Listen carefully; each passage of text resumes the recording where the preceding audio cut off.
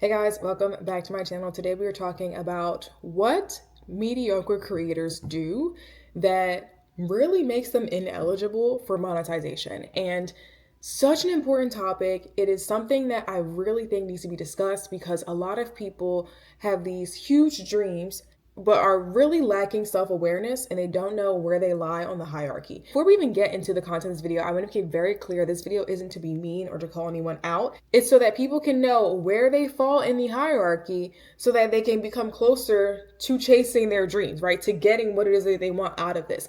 If you don't know where you are, there's no way you can get to where you want to be. So as I go through this list, you need to ask yourself, am I actually doing these things, and have a realistic conversation with yourself? Because if you are doing these things, then now is the perfect time for you to make a change. So as always, I am going to be getting right in this video. So let's just get right on into it. So the first one is that you have inconsistent quality of video. So that means one day you're shooting in the dark. One day you have really great picture. One day the audio is trash and we can't hear anything that you're saying, right? And then the next day you have a microphone. Inconsistent quality is just you playing yourself, because if people can't expect the same quality from you every single day or every single time you put out a piece of content, they are not going to stick around. They're going to be like, damn, she just can't seem to get it together, because every single time I watch one of her videos, something is off, something is wrong, or this doesn't sound right. I can't even understand what she's trying to say. You need to provide consistent quality in your content for every single video, every single piece of content. Another reason why this is really important is because if brands notice one of your high quality videos, right, and then they keep their eye on you, they're like, all right, she's doing something good. Let me see what else she's going to come out with. If you all of a sudden have a bunch of videos where you can't even figure out what the picture is, it looks like it was created in 2001 and it's pixelated, or it looks like it was created underwater, brands aren't going to want to work with you because they have no idea what quality to expect with you. They have no idea what you're going to give them. They don't want to invest their money in you because they don't know if they're going to get a return, because your quality is ridiculous and not in a good way. It's really, really bad. So that is for sure one of the things that indicates that you are not at the highest level of creator that you can be. Now, that doesn't mean you have to go out and buy a brand new camera and all these expensive lenses and, this different editing software, whatever. You just have to be consistent in the quality that you are delivering. That is all that it is. It's very simple. If you create a video and it looks blurry, guess what? Recreate the video. And most people aren't even willing to do that. They'll just, oh, well, it is what it is. I'm going to just put it out. And that's exactly why the quality is inconsistent. And that's exactly why you aren't seeing brand deals. And that's exactly why people aren't even following you. Because they have no idea what it is that you're doing behind the scenes. They're like, damn, is she recording this on a Nokia phone? What's happening, right? Consistent quality is so, so, so important. So the next item on this list is that you show up online whenever the hell you feel like it. Ooh, this annoys me to my core. It really does. Because if you look at your favorite creator, the people that you just love watching, right? You're like, listen, she may be having a rough week or a rough few months, but I know she's going to put something out and I'm going to be tapped in. I'm going to be locked in. But if you're someone who, you post a video every single day and then all of a sudden we never hear from you again 6 months later, what do you think is actually going to happen? Let me know in the comments. What do you think is going to happen if you show up 1 week and then we don't see you again for another 3 weeks? And then after that, we see you, 2 weeks in a row, and then we don't see you again for another 3 weeks. And people like to play I'm just being private. I'm being mysterious. I'm being this. You can be as mysterious and private as you want, but if you don't post consistently, nobody's going to even want to follow you. They're not even actually worried about what it is that you're hiding or what it is that you're just being so private about. They don't even care because you don't even show up whenever you need to. It's such a simple fix to just post your content, whether it be every day, 3 times a week, once a week, whatever it is that you're doing. It is really so simple. All you have to do is schedule the content. Every single app has a scheduling feature. It's really so easy. And yet that is the number one reason that people are not great creators. They don't end up monetizing their content to be something that's a full-time career. Not to say that everybody has to be a full-time creator. I'm not saying that. But people don't even have the option to be a full-time creator because they're not consistent with themselves. They're not consistently posting the content.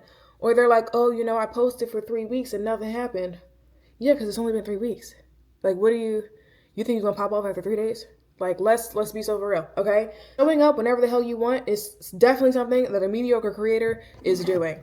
And on that same note, number 3 on this list is that mediocre creators will show up for, let's say, a few weeks, a month, maybe even 3 months, and be like, oh, this is BS. These creators are capping. There's no way they're making all this money. I tried it for 3 months and nothing happened. I'm sorry, did they build Rome in 3 months? Like, isn't the same Rome wasn't built in a day? A lot of the creators that you see may have started their profiles a long time ago. Even the Demure lady, Demure cutesy, whatever, she's been a creator for about 10 years.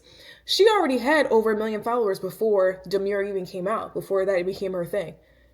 So what makes you think that you were going to be popping off after 3 months? That's so confusing to me. I really don't understand how people come up with that conclusion. You may see creators blow up overnight, but those creators have been creating for a long time. They've been refining their craft for a very long time. So if you're someone that's like, oh, this is BS, oh, that's cap, oh, there's no way they're making that money, maybe it's just because you haven't put any effort and time into refining your craft and you don't actually know how people are making money. Maybe it's not BS. Maybe you just don't know how, right? So it's not that the creator industry is going anywhere or that all of a sudden it's going to, just fall off. And there's actual data from, I believe Forbes put this out, that currently the creator industry is worth about, I believe it's like 200 billion. And by 2027, it's estimated to be almost 500 billion with a B, billion. So the reason why I say this isn't going anywhere is because companies are projecting to increase their influencer marketing budgets. And more brands are expecting to use influencers in the future. Even though people are streaming, right, and cable's kind of out. Like, if cable isn't really trending, right? Most people aren't watching cable. They're watching streaming services. Even though they're watching streaming services, a lot of ads aren't necessarily on those streaming services. When you think about Netflix, you don't go to Netflix and be like, oh, I'm going to skip through the ads. There aren't any ads on Netflix to date as I am making this video. We never know what's going to happen in the future because that'd be crazy. But there aren't any ads on Netflix. So when people actually want to buy something, they don't go to the commercial on cable television. They're going to their favorite influencer that they know posts about this stuff on social media. So if you can figure out how to be their favorite influencer, if you can put out that consistent content and quality content every single time, right, and be known for whatever it is that you do, then you are bound to get paid.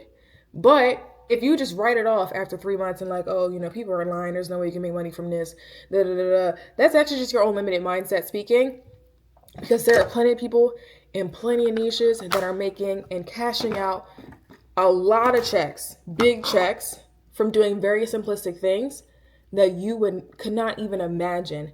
One of the newest ways, not newest, but I would say incoming ways that people are really starting to monetize is live streams. Just something that I personally don't do. I'm not really a live stream creator.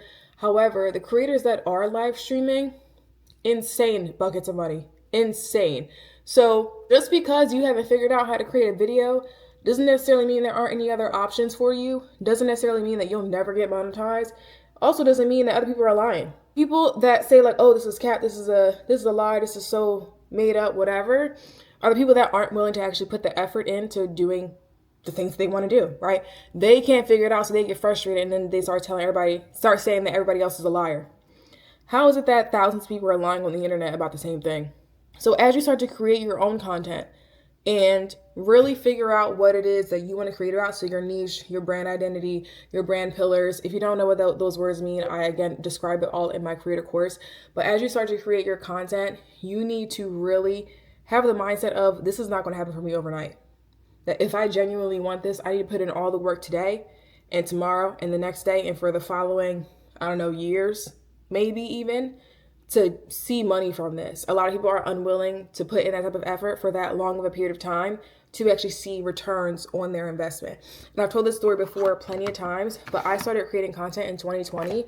I didn't get my first brand deal until the very last minute, like December of 2022. So I was creating content for 2 years before I ever saw a brand deal. Most people are not willing to do that. So if you have that idea in mind that you're gonna, post a video, all of a sudden be making all this money from brand deals, I need you to think again. And I need you to start getting real and not being mediocre. So I've already kind of touched on part 4, but that is that people expect the world from brand collabs. However, they are not willing to put in the effort of what it takes to get a brand partnership, and or they just got started. So I have plenty of videos on brand collaborations, on what brands are looking for, what really goes into a brand collab, how you can even, start doing that type of work. I also talk about the individual steps it takes to be monetized for your content in my creator course. So when people have these grand expectations of brand collabs as a nano influencer, it always just shocks the hell out of me, because you literally just started yesterday and you're comparing yourself to the brand deals that the influencers have been working on for the last 10 years. The math isn't mathing. It isn't mathing at all. And what I mean by when people expect the world from brand collabs, they expect to be making thousands of dollars from their very first brand collab. So serious. Please be so serious. If you are not blowing up overnight, which most people are not blowing up overnight. If you are not blowing up overnight, first brand collaboration is to simply get your feet wet, to figure out how this whole process works, to know how to communicate with a brand, to know what to do for brand videos, to practice, working with corporate in this space. But generally speaking, most creators' first brand collab is simply for them to gain experience. That's what it is. You just need somewhere to start. You need a starting point. It's probably not even going to be with a huge brand. It could be, right? All these things I'm saying could happen. It definitely is possible. But for the majority of people, that's not necessarily the case. So if you are someone that expects to, be getting $10,000 brand deals, and you have, a few followers on whatever platform, doesn't really matter, and, you're going to be working with international brands, like, I need you to really, really tone that down. And the way you can do this is looking at what types of brands are working with other influencers that are in your size. So there's different rankings of influencers or different tiers. Nano influencers is 10,000 followers or less. Micro is, I believe, 10,000 to 100,000. Mid-tier is 100,000 to 500,000. Macro is 500,000 to a million. And then mega is a million and above. So there is no way you as a nano influencer, someone with less than 10,000 followers, are going to compare your brand deal to someone who has 700,000 followers. Just strictly based off of numbers, right? We're not even talking about influence. We're not talking about your niche. We're not talking about anything else. We're talking strictly on numbers. That doesn't add up. It doesn't make any sense. So if you have your first brand collaboration this year or, in the near future, you need to have realistic expectations and be looking at other creators in your niche of your size and what brands are they working with. That is a really great way for you to get a realistic perception of what it's like to be a creator of your tier working with brands. The last thing that a lot of mediocre creators will do, and y'all feelings gonna be hurt with this one, the last thing is they will force their family and friends to interact with their content. I have talked about this in another video. What was that video? It was why you shouldn't share your social media with people in your real life. So I've talked about this in that video because there are a lot of ways that forcing someone to interact with your content actually just hurts you in the long run. You can go watch that video, but essentially having your family support your content is honestly just their option. All right, like, you force them to do it doesn't help you improve as a creator, and it doesn't help the algorithm and knowing who your target audience is. It doesn't help you refine your craft and figure out how to create quality content. All around, it's just a really bad idea. The creators that are like, oh, well, my sister, she's a secret hitter because she didn't like my video. Your sister isn't your target audience. Also, all you're really doing now is focusing on the relationship you have with your sister and not the relationship that you're trying to build with your future audience, right? So now you're distracted. And so what? She's an interactive video, right? Like, it is so, interesting to me that people expect other people's support regardless of whatever it is that they are doing. Even before I was a creator, I never expected my family or people that in my real life to interact with my business. Like if I were to start something, I wouldn't force my family to buy whatever it is that I'm selling because I know that they are not my target people. And even more importantly, if you want to expand in your career, you simply cannot rely on your family members and friends because they are not going to be the people that help you expand into whatever it is that you're trying to do. Expand so that you can actually achieve your goals.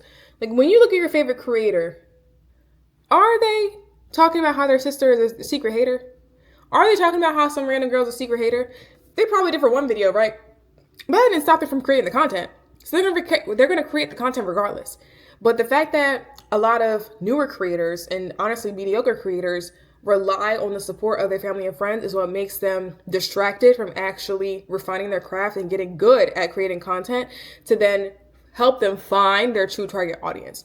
So as I said in the beginning of this video, this is not to call anybody out. This is not to make you feel bad about where you are right now. It is simply to make you aware of where you currently are and where you can go. A lot of creators that aren't successful in this industry are doing the things that I just talked about. So I will be making a follow-up video of things that really, really great creators are doing. So make sure you guys tune in for that. Hit the subscribe, and I will see you in the next one. Bye.